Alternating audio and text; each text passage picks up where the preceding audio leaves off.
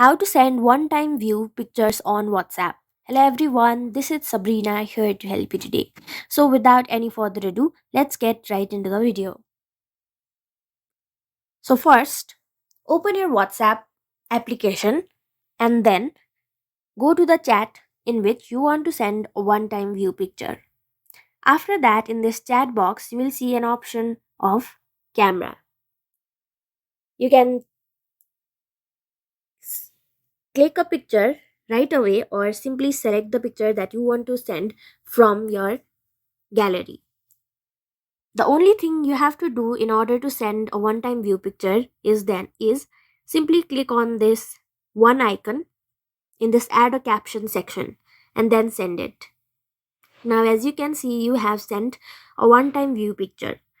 So thank you for watching this video. Make sure to like, share and subscribe to our YouTube channel. If you got any question, comment them down and I'll catch you in the next one.